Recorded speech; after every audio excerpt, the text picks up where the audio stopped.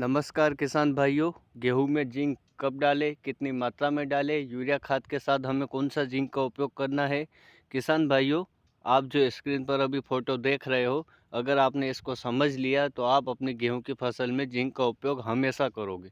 क्योंकि किसान भाइयों, आप इस फ़ोटो को समझोगे तो आपको पता चलेगा कि जिंक की कमी से हमारी फसल को कितना नुकसान है। सबसे पहले आप देख रहे होंगे ऊपर लिखा हुआ है सोइल विथ लो जिंक, और नीचे जो है फास्फोरस की मात्रा बताई गई है। तो किसान भाइयों, जिन खेतों में जिंक की कमी है और फास्फोरस की मात्रा ज़्यादा है, लेकिन फिर भी आपको पौधा जो है छोटा दिखाई दे रहा होगा, क्योंकि जिंक की कमी की वजह से गेहूं का जो पौधा होता है वो फास्फोरस का जो अवशोषण होता है वो नहीं कर पाता है।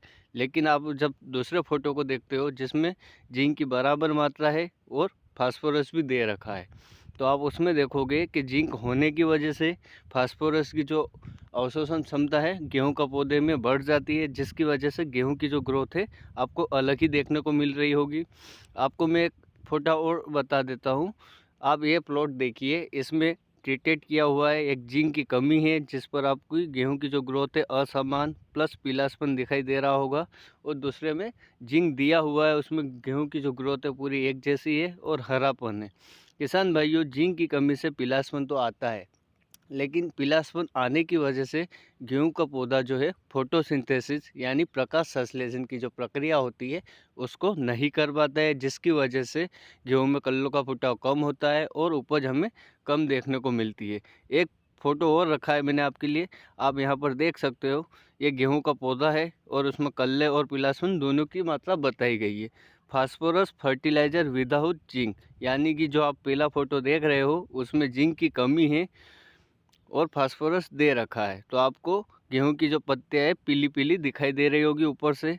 लेकिन दूसरा जो फोटो आप देख रहे हो उस पर फास्फोरस फर्टिलाइजर विथ जिंक, यानी जिंक दे रखा है, फास्फोरस भी है, तो आपको गेहूं की जो कल्ले की जो ग्रोथ है वो आपको आराम से दिख रही होगी, हरापन भी आपको दिखाई दे रहा हो। किसान भाइयों, अगर आपके खेत में जिंक की कमी है तो आप इस फोटो को आराम से देख लीजिए। किसान भाइयों, जिंक की कमी से गेहूं का जो पौधे की जो पत्तियां है वो आपको पीलापन कैसे दिखाई देगी, जो गेहूं की जो बीच की पत्तियों पर आपको धब्बे धब्बे दिखाई देंगे और वहां से सूखी सूखी पत्ती आपको दिखाई देगी, यानी कि आपकी गेहूं की फसल में जिंक की कमी है। जिंक पहले वाले फोटो में आपको जिंक पूरा बराबर मात्रा में है, तो आपकी पूरी पत्ती जो है एक जैसी हरी दिख रही होगी। धीरे धीरे जिंक की कमी कम होती गई है, तो आपको लास्ट वाले फोटो में जिंक की कमी का सिम्टम आपको दिखाई दे रहा होगा। किसान भाइयों, अगर हम जिंक का उपयोग करते हैं तो हमारे फास्फोरस पर कोई प्रभाव नहीं पड़ता, लेकिन जिंक की कमी से फास्फोरस का जो संचय होता है वो कम हो जाता है, जिसकी वजह से फास्फोरस का जो अवशोषण है वो नहीं हो पाता है और गेहूं की जो रूट होती है, ग्रोथ होती है, वो कम देखने को मिलती है। क्योंकि किसान भाइयों, फास्फोरस का मुख्य काम होता है जड़ फैलाने का काम होता है। इसलिए किसान भाइयों, अगर जिंक की कमी है तो पौधा फास्फोरस को ले नहीं पाएगा। अगर फास्फोरस नहीं गया तो पौधे में जो रूट होती है वो डेवलपमेंट सही से नहीं हो पाएगी, जिसकी वजह से पानी और हम जो भी खाद का उपयोग करते हैं उनका अवशोषण नहीं हो पाता है, जिसकी वजह से हमारे उत्पादन में कमी देखने को मिलती है। जिंक की कमी वाले पौधों में फास्फोरस का अवशोषण व संचयन करने की जो क्षमता होती है वो पूरी तरह से कम हो जाती है।